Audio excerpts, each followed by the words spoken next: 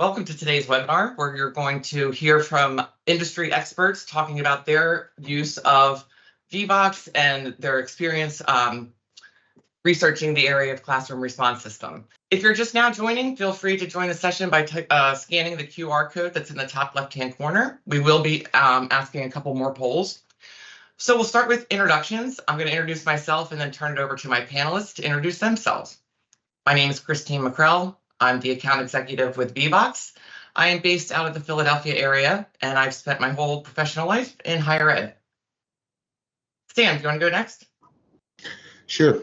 My name is Samuel Lilly. I'm an associate professor of nursing, senior level coordinator at a community college in New York State.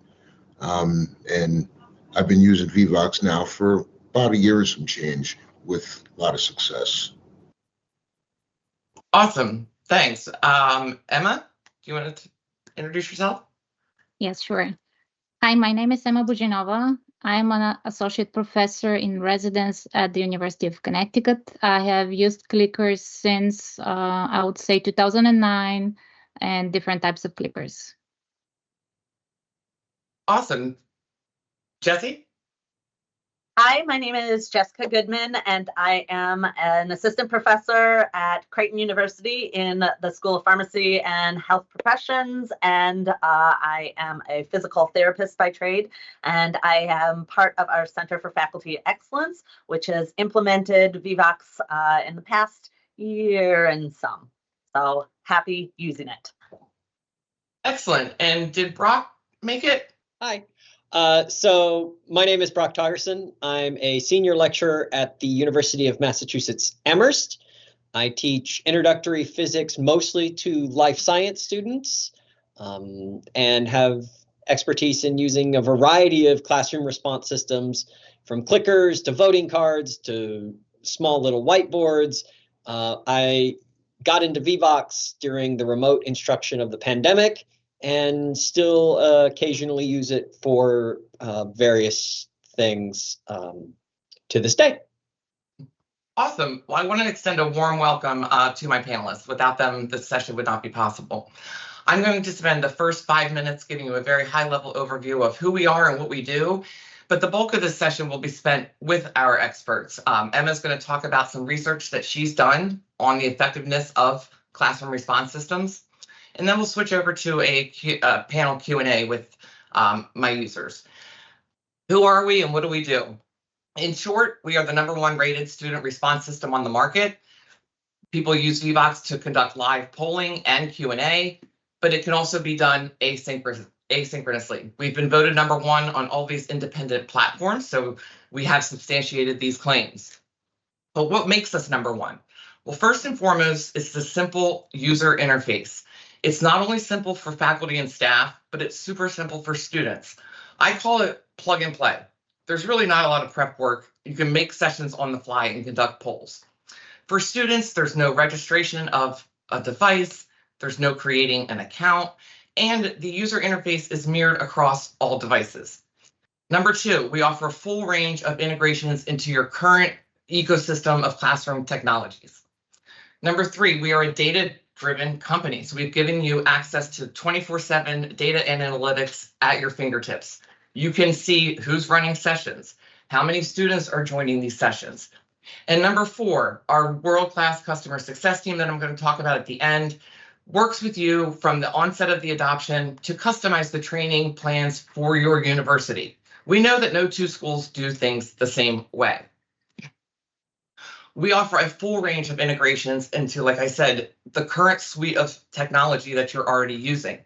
You can certainly use Vevox as a standalone item. However, if you want to integrate it, it's simple to do that as well. First and foremost is the dedicated LTI 1.3 integration. I'm sure you're using one of these 4 LMSs. Any instructor that's teaching a course and has a course space set up can add a Vevox activity right to their course page. It allows students to single sign on and through their LMS identity be brought into your session. The benefit of this is a live gradebook pool. Any Vevox activity that's happening in that course space will be right in that, for example, Canvas gradebook. We are a Microsoft Solutions partner, and in doing so, we have a PowerPoint add-in. It's at the top right-hand part of this screen. You can use Vevox in your PowerPoint deck, like I'm going to show you, or you can use it standalone. Again, this goes back to flexibility and ease of use, depending on how you want to do it.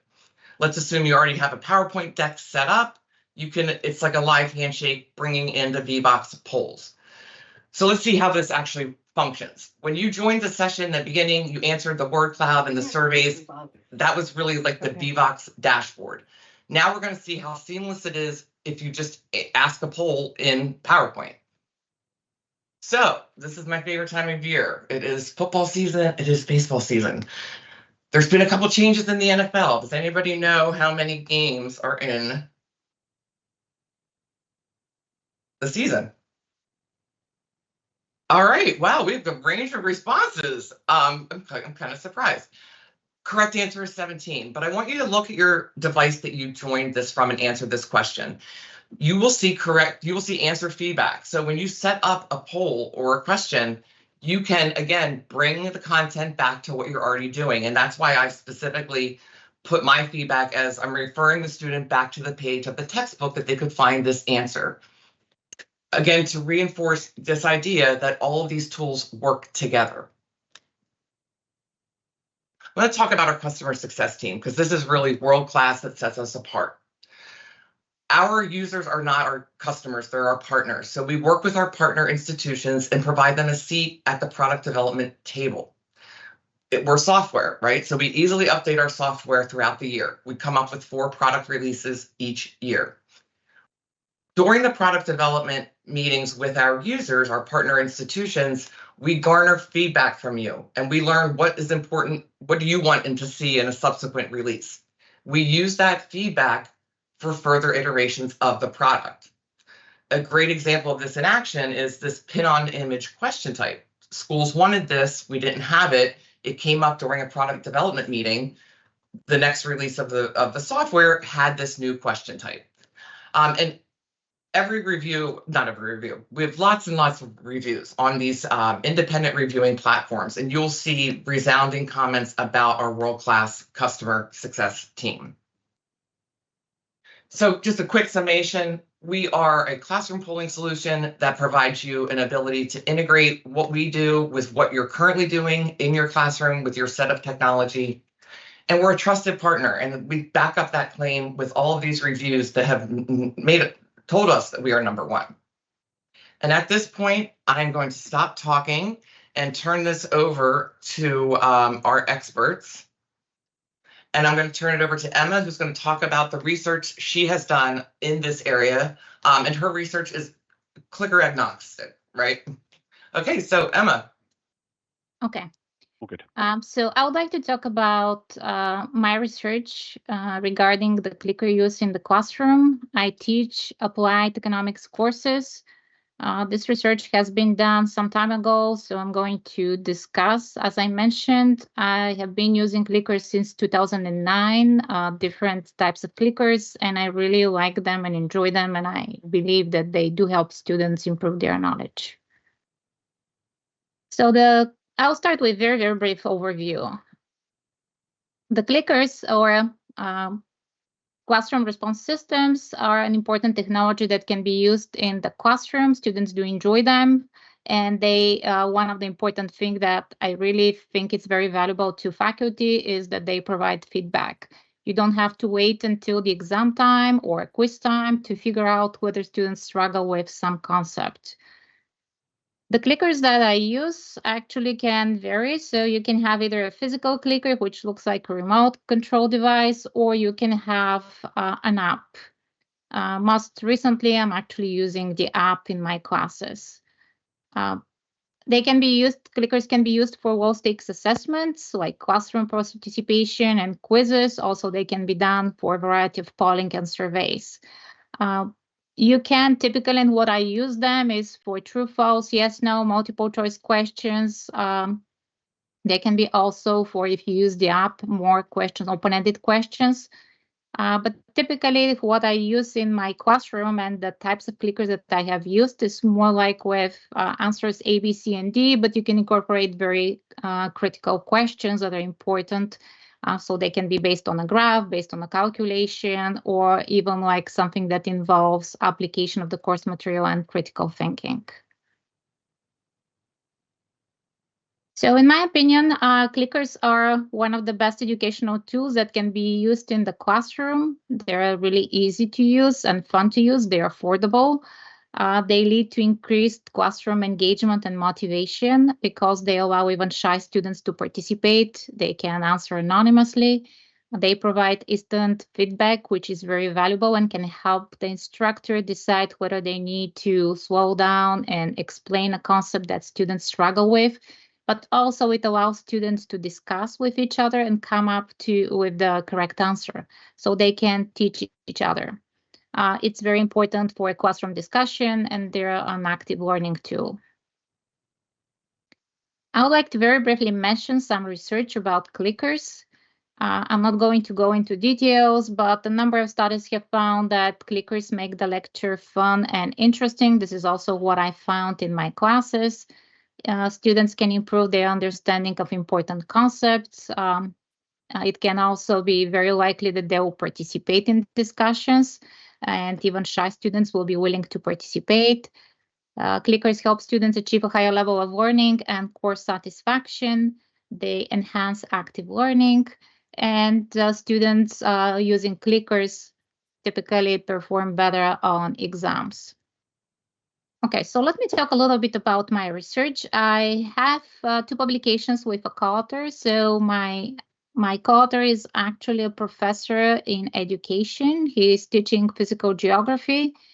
So when I did this research, it was in my previous institution, and I used smart clickers. So I'm going to talk a little bit about some of the results, our findings, and I'll focus on the more recent publication in 2013.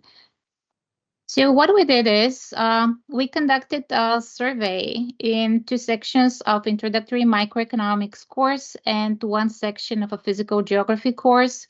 These were courses that were taught in person on campus 2 days a week for 75 minutes, 2 different instructors.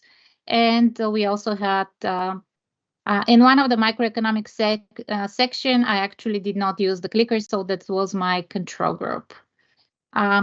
We used students' grades on 2 midterm exams, a final exam, and final grades. The published research is focusing on the final grades and the impact of clickers.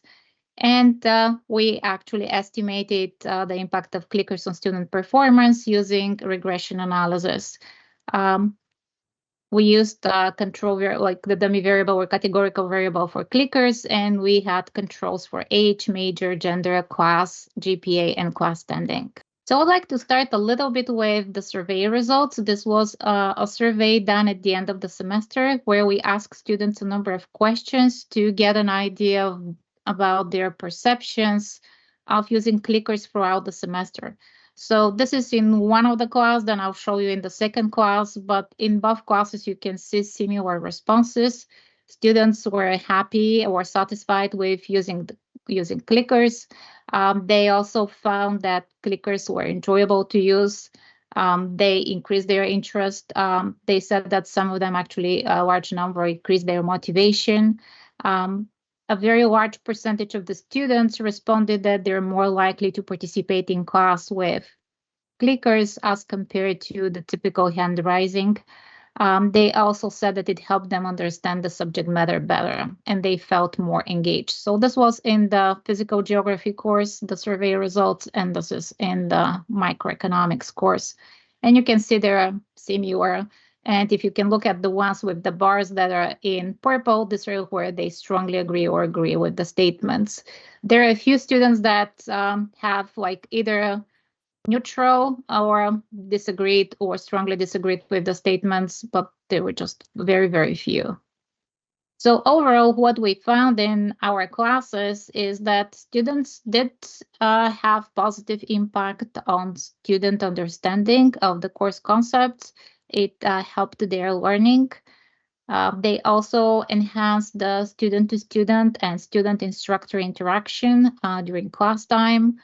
The survey data was very, very positive, and showed that students really liked using clickers. It helped them in learning. It increased their motivation.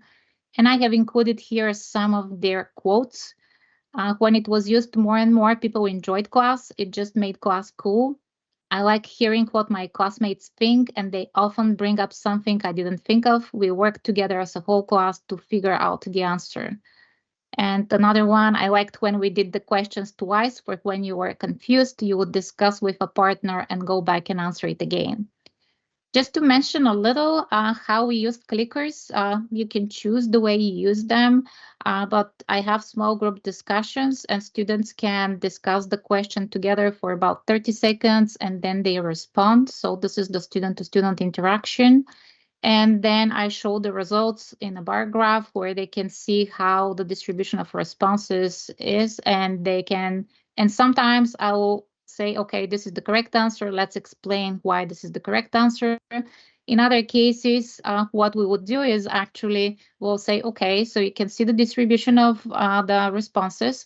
Now I'm going to open the poll one more time and just discuss with your partner and convince them that this is the correct answer. So this is what they meant by doing it twice. Overall, based on the gathered data, we found that clickers had positive impact on student learning. So our results show that it was a significant result, that students who used clickers, they had a 4.71% higher final course grade on average compared to students who did not use clickers. And we controlled for a variety of student abilities and characteristics. So I'm going to stop with this. So this is in general an overview of what I did. I'll be happy to answer more questions if you have some at the end of the session. Thank you. Awesome. Thank you so much, Emma, for that insightful research. I'm going to now turn this over to Brock's going to kick us off with our panel Q&A with an activity. So I thought that it would be interesting to, instead of me just telling you about how I use Vevox, I figured it would be more useful to show you. And this is one of the things that I think Vevox is really good for over some of the other technologies like the clicker remotes that were just discussed, or the voting cards that are quite popular in astronomy education. Things like that are great, but they are somewhat limited in that they are usually multiple choice or enter a number. Whereas Vevox has this word cloud tool. And so here's sort of an example of one thing I might use it is when we start discussing a topic in class, I can throw out to the students and say, okay, we're going to start talking about friction. If we have two objects rubbing together, what are the possible quantities that the amount of friction between those two objects might depend on? And I can do exactly what we're doing right now. I can throw it out to the class and we can generate sort of a discussion here, a brainstorm in real time to sort of get a sense of where folks are at.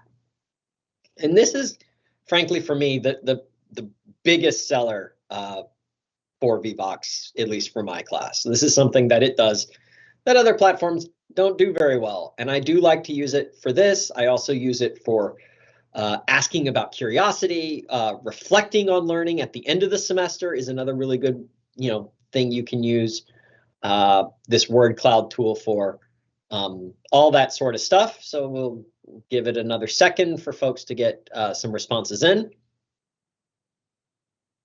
And so now you can see we have this word cloud and we've done some brainstorming. Because I know we're dealing with a bunch of faculty here, the answers are actually roughness. You can see has come up. Type of materials also relevant. Material, maybe all of those are sort of the same. However, most of these other things don't actually matter. And so now we've created a need to know within the students, right? It's like, okay, they've brainstormed and they've come up with mass, shape, velocity, weight, temperature. Most of those things don't actually matter. And so now people are interested, right? They're intrigued. There's what some of the literature calls a need to know has been instilled in the students, which can then really help engage as we go forward. So at least to me, this is the one thing that I still really use Vevox for, is when I have a question type where I want to facilitate brainstorming as a class, this is great. And this is one of those tools that works better the bigger the class you have. Most of my classes are quite large. 100 for me is rather small. Most of my classes are 300. And the more people you have, the wider variety of responses you get. So any tool that gives, works better at scale is always something that excites me. So that's, this is one of, I think, the biggest and most unique tools and resources that Vevox provides over some other ones that I've played with. Awesome. Thanks for that. And I'm now going to stop sharing and really have an organic conversation with our panelists. I was going to start with Sam. Sam, can you talk about how you use Vevox formatively? Like to gauge your, change your teaching? Absolutely. So I create quizzes after the content that I present, and it allows the students to respond to each question. So low stakes type of a quiz. So but based on the percentage of incorrect answers, I can provide rationales for the correct answer, and I can also delve into the reasons students may have chosen the incorrect answers, because when you talk about applied sciences type education, the rationale and understanding of why something is right is just as important as understanding why something is wrong. And from that, I can modify my lesson plan based off of, what the responses I get back, the feedback I get. And it allows me to modify teaching on the fly if I need to, but it also gives me an idea of what I need to do for my next cohort as far as teaching or coming up with different types of lesson plans to disseminate the content.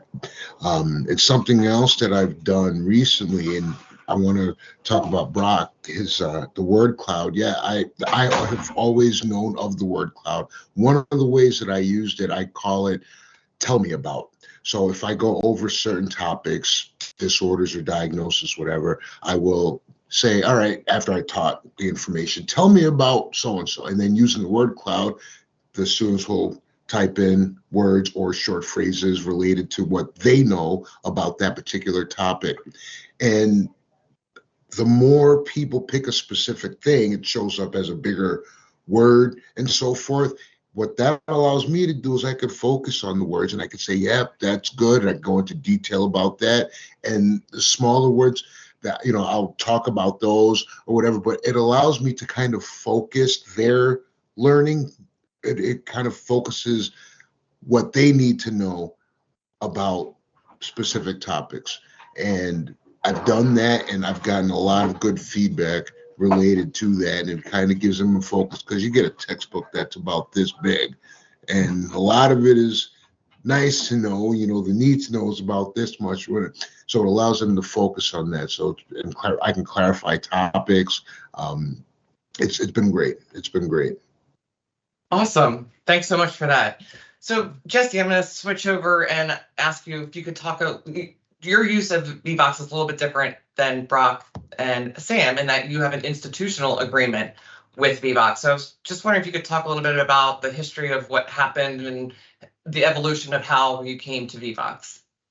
So our institution has been looking at opportunities to implement something holistically, because I do think that one of the biggest hurdles to using some of these more interactive platforms is faculty development.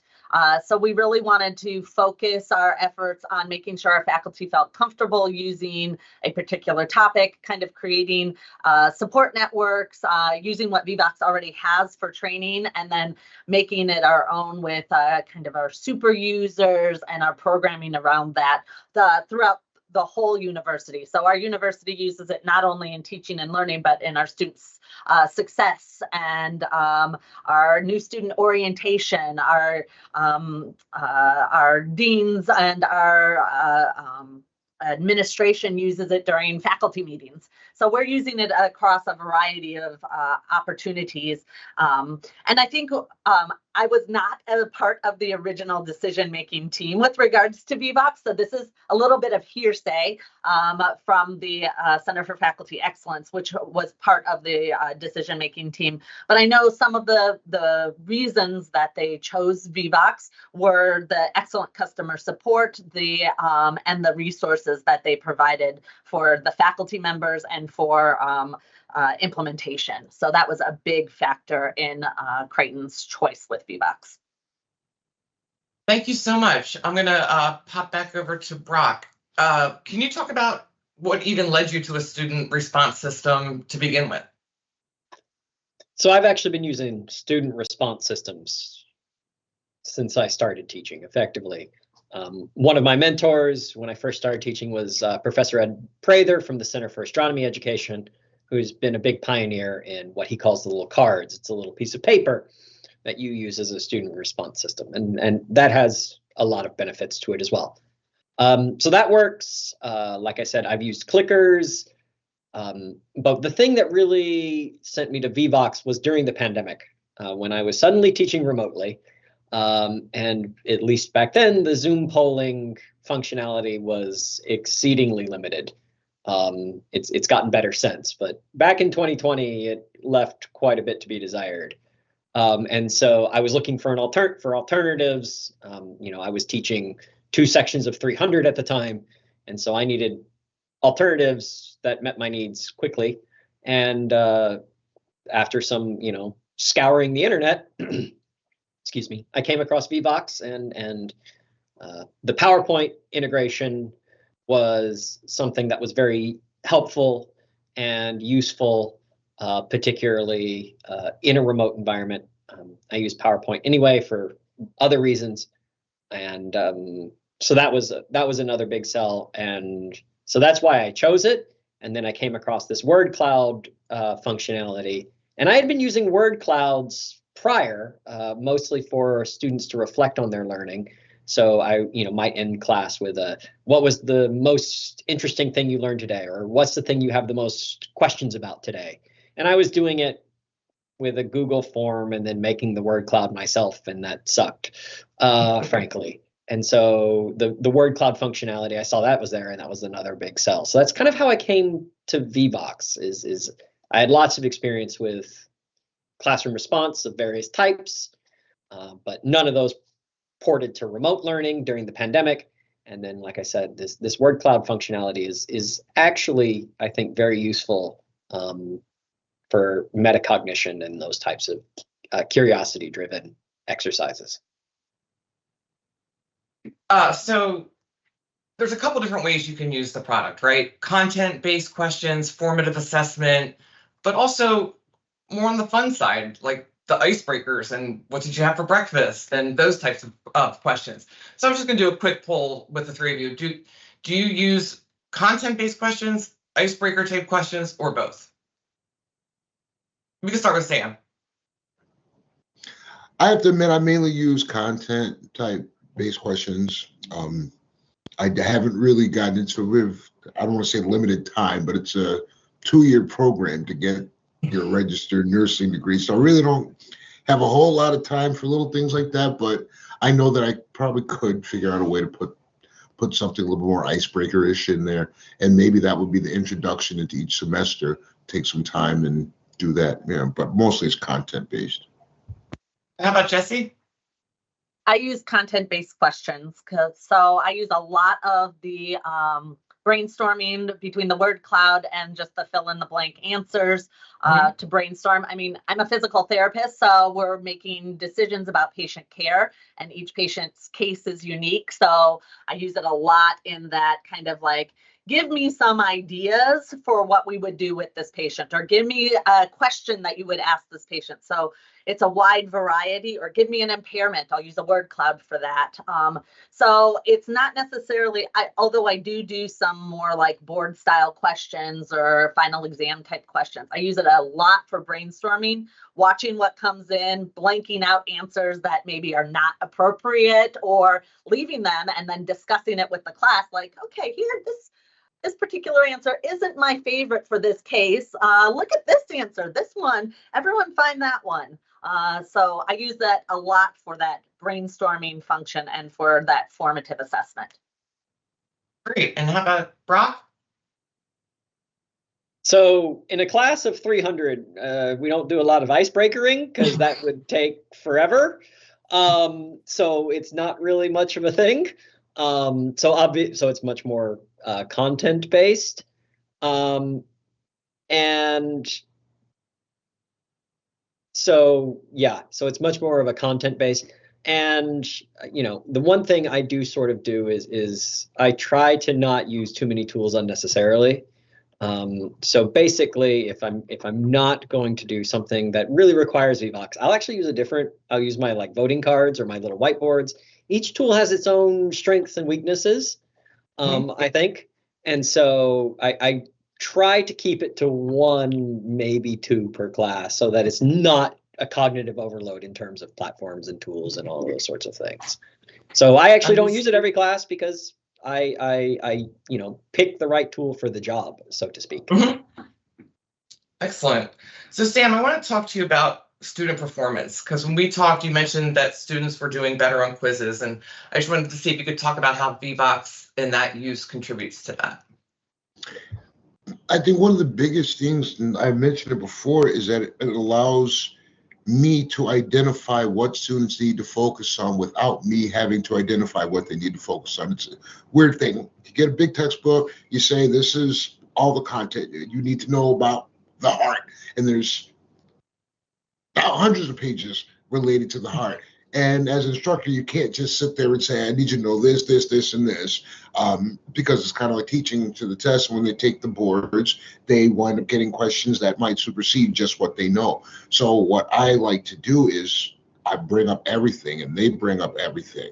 And from there, I can focus what they need to know, but they've already looked up this broad plethora of things, and the responses that I see in the word cloud or whatever they talk about lets me know that they did work and learning outside of just, a small minor portion of what's needed to know. So then we just had one of our first tests last week, and I've been doing this now for about 10 years. And for this particular unit, it's kind of difficult. And I'm happy to say for the first time, no one failed this one. And that was big. That was big. Now, the only thing I can say this, I've modified some things, some PowerPoints, and I did some voiceover work. But I did a lot of Vevox. And if I had to actually look at the one thing that I changed this year that I didn't have in the previous years, I added multiple Vevox quizzes, word cloud type activities. And I want to say that had an impact, a big impact on the fact that no one failed this test. And that's not heard of for this particular test, almost to the point where I was afraid that my dean would think that we were cheating. So it was great. That's awesome. That's how I use it, for my summative assessments. Formative, like I said, it's just, getting feedback real time on what's going on. And at the end of the day, I think everybody that's sitting here would agree that it's all about student success. So, and if any, evidence such as that is great. One thing I didn't talk a lot about is the survey feature in Vevox, and what it basically is asynchronous quizzing. So Jesse, I was going to see if you could talk a little bit how you use the surveys and the Canvas integration. So yeah, we use Canvas, and so I use the surveys embedded prior to a lot of my labs for kind of more of a flipped classroom type approach to make sure that the students have the knowledge base that they need prior to going into that particular lab. So I embed the surveys into the actual module for my students. So it might be something that they've reviewed or something pulling content forward from a previous semester because we're a cohorted program. But my goal behind it is to make sure that the students have the time and capabilities to test their knowledge in advance. Some of my students, and we all know this, some of the students are going to do it 30 minutes in advance of the lab, and some of the students want access to it a week or two in advance. So I really like the survey feature for that capability. And then once they hit class, we can say, how did we all do? What questions do you have on that? Clear up the muddy points, and then jump right into the actual lab content. So I use it a lot for that and for some asynchronous case studies too. Again, it's really about allowing the students the time and to do their activities when they find that time, just to making sure that they're following up or prepping appropriately. Great. So I was going to direct this question to Brock, but I'm actually going to open it up to, because Emma, you've already answered this question. I'm going to open it up to all three of you. Do you have any anecdotal evidence or conversations from students that say whether or not they like this active learning approach in your courses? Oh, let's start with Sam. I teach the final year of the nursing program, so prior to that, they obviously have other classes with other instructors, and a lot of them coming straight out of high school, they're used to that. I'm going to take notes while the instructor goes over a PowerPoint, and unfortunately, in the beginning of the program, that they kind of face a lot of that same stuff, but they might throw in some case studies. So coming into my class, it's kind of understood that I do the flipped classroom thing, and there's apprehension. I can tell you right off the bat, there's definitely an apprehension that a lot of students have going into the classroom because they feel like they're going to be put on the spot, or they're not going to be knowledgeable enough to confidently answer a question. And it's after a few of the Vevox activities that I do, and they realize that I'm not putting them on the spot, they're able to be open with the questions they have. It helps them gain confidence. It helps them to learn the information. And then when I ask them about it, what do you think about, me having done this? The responses that I get are usually, oh, I think that was awesome, and that was so cool because this, and I've gotten a lot of great feedback on it. So I'm going to keep going with it and keep going strong with it. Great to hear. How about you, Brock? Well, physics is maybe a little ahead of the curve on audience response systems. If you actually look at a lot of the early implementations, they were from physics. I don't think it's because we're special. I think it's because we got lucky.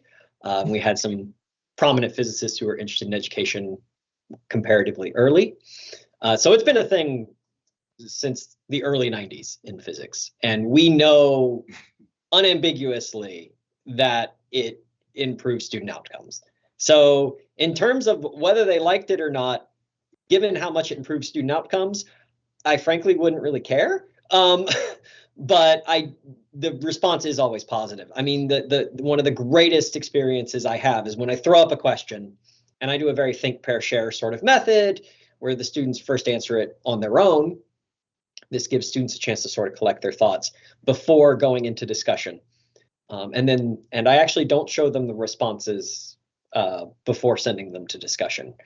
So I send them, if most people didn't get it wrong, I send them to discussion, and the roar you get when 300 people suddenly start talking to each other in a room is incredible. And it's actually hard to get them to stop, which is like every faculty member's dream, right? Your students are engaged and they're talking to each other and they don't want to stop. like I had to go and get a big giant bell to get them to stop talking. So, that they love it. But given the huge improvements in learning that we know are there, even if they didn't, I'd probably do it anyway, because it does work.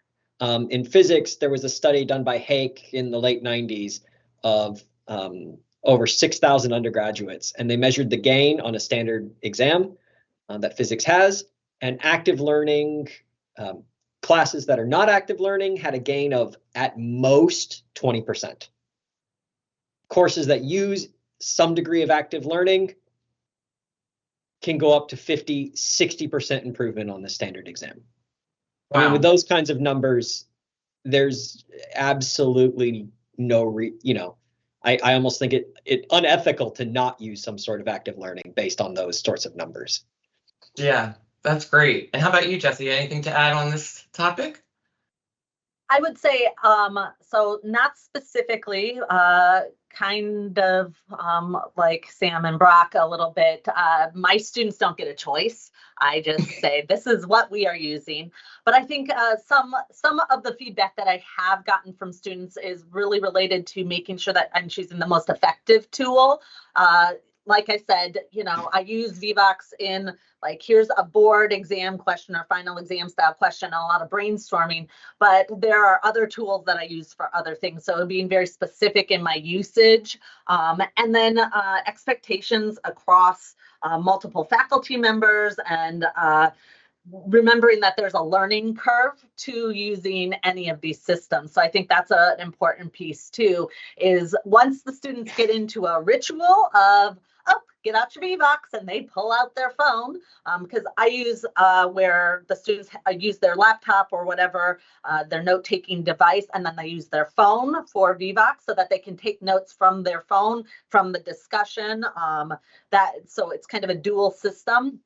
Once they get into that habit, everything runs smoother, versus if they're ping-ponging around between systems, then they don't know how to do that. And so I implemented this with one class where we were, prior to our institutional license, where faculty were using all kinds of different systems, and they struggled with them all.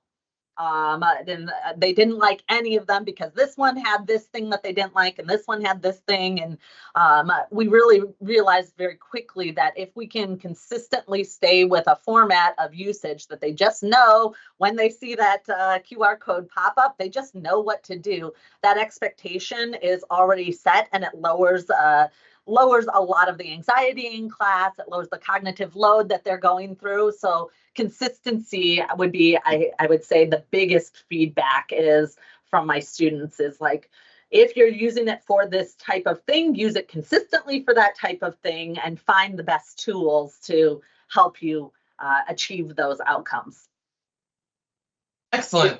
Thanks. If I can just piggyback a little sure. bit, because there's something else that Jessica was getting around that I think is also very important, is the importance of establishing the culture on day one. That this is not going to be a classroom where you sit and take notes, is critically important. If it's a lot harder to do this midstream, but if on day one you are already getting folks actively engaged, and I even go through and show some of that research I was talking about, like it will help you do better, then that helps with the participation rate is much higher. Because there's the buy-in, and also, like Jessica was saying, it's part of their habits of scholarship when they're in your class. They know that this is not going to be a place where they can come and just sit and take notes. This is not going to be a class where they can watch the recording later and get everything out of it.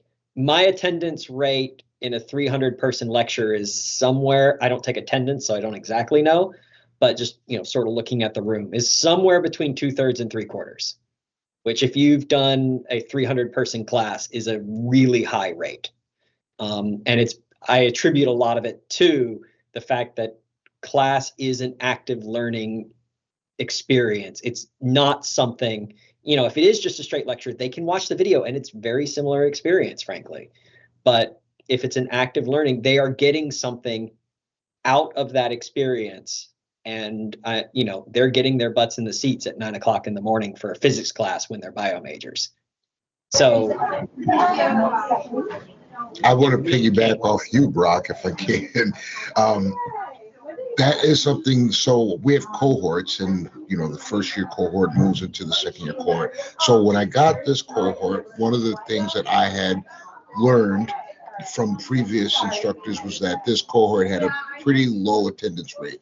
We didn't really make a lot of changes related to that, but I can say at this point I have not had any issues related to attendance since I've started.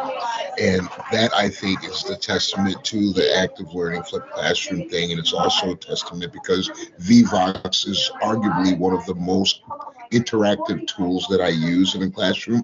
I do like other things with PowerPoint, like a choose your own adventure type things, and might do little role playing type of things. But Vevox, I use that more consistently than anything. And students are there every day, learning the information, participating in class, and just based off of the outcomes of the last exam, it's working. And that's a great point, though, Brock, about the attendance. Can I jump in and add to that? So we, again, in healthcare, we're working really hard with our students on diminishing the feeling that they need to come to class when they're sick, because we don't want them bringing that into our patients. But the students are unhappy that they are missing class, they're missing that content. And so one of the nice things about Vevox is that they can join asynchronously. So sometimes, even if they're sick at home, they know when class starts, they know I start class with the Vevox review. They can participate in that, even if they're feeling well enough while they're in their own home. But also with the brainstorming feature, they don't miss out on all of the discussion pieces. So when we go through that, I'll go back into Vevox, I'll download the discussion pieces from the word cloud and from the short answers that they enter. I can download the entire cohort's responses and post it into an Excel sheet into the module, or send it to a student who feels like they've missed a huge portion of the class. And yes, it's not as great as being a part of that discussion that Vevox has facilitated, but they still get all of the ideas that they've missed a little bit. And so I've had students coming to me and saying, I missed class. Can I get the Excel sheet? Can you download that for me? So it's a nice way to catalog that material as well and have that handy for students to reference back to. Well, this is all great information. I want to switch over to the audience Q&A and take advantage of the last few minutes that we have. Let's start with questions that are for the panelists. I would say number one, because it has 5 likes, how do you get more students to participate if not many are getting involved? Yeah, so there's a couple of tools that I also use that are analog that really help establish the expectation of participation in a way that adds a little bit of social pressure. One of them, I think I've mentioned it a few times. You may have saw me get up because I went to go get one. These little voting cards developed by the Center for Astronomy Education at University of Arizona. These are quite nice for voting. You just sort of fold them and hold them up, nice and easy. And the nice thing about these is these have the highest participation rate of anything I've ever played with, because the students know that I know they didn't vote, right? If there's not a card in front of them, I can stare at them and they quickly get a card up because they know that I know that they didn't vote. Another good one we use little mini whiteboards, physics, right? Work out a calculation, draw me a diagram, whatever. So we got little whiteboards about this size, a little bigger, that they can work on in their pairs and hold up in similar sort of game. They know that I know they didn't participate. And this establishes a culture, like I was saying early on, that you're going to participate in here. You're not going to be able to just sit there. That's not going to work. And so then when I do move to a digital tool that doesn't have this degree of, peer social pressure, I still have a high participation rate. I'm bringing mine up because unlike some of these other panelists, from what I'm gathering, I don't affiliate any of these with a grade. I let my students participate anonymously. So it's not like I can go back later and see who participated and who didn't. No, I actually don't do that. But still, the participation rate is quite high. 260, 270, somewhere in that ballpark out of 300 students. That's good enough for me, right? So I find that some of these other more analog tools can be used in a way to really cultivate that culture of active engagement and participation before moving on to a digital tool where there is some degree of anonymity, there is the capacity to not participate. But now I've established that that's the culture and the expectation. And they know that they're not getting graded for it. And that does really help raise the participation level. Great. I want to see if we can fit in question number 2, because I didn't talk much about this. Do you use Vevox for asynchronous learning, and what tools does it have for my asynchronous learners? So I can start by the second part of that question. Is it has a survey feature, which is a quiz. It's the asynchronous component. Does anybody want to talk about their use of it with an asynchronous class? So I kind of mentioned it, that I use it even though my class time is synchronous. I think that you can use the survey tool as an asynchronous component within, I use Canvas. So you can embed the survey directly in to our Canvas site, or they can exit via a link to the particular survey, or use the QR code on their phone. But I definitely use it as part of that kind of that check-in point. So giving the students still a deadline that they have to complete the page or whatnot by, and then you can look at the response system, answer the questions, any in the Q&A, and still kind of get back to like, yes, I am monitoring you as an asynchronous class, and give feedback directly into either a discussion board based on what you're seeing, or sometimes I'll just even update the page in Blue Line in our Canvas course. Great, thanks. I know we're at the top of the hour. Again, we will take these questions offline and provide you answers to them within the next day. I want to thank everyone for attending. I respect your time. I want a huge round of applause to my panelists. Thank you so much for your expert insight. Anybody have any other questions, feel free to reach out to me directly, and I can also field questions to my panelists from you all. All right, have a great rest of your day. Thanks again.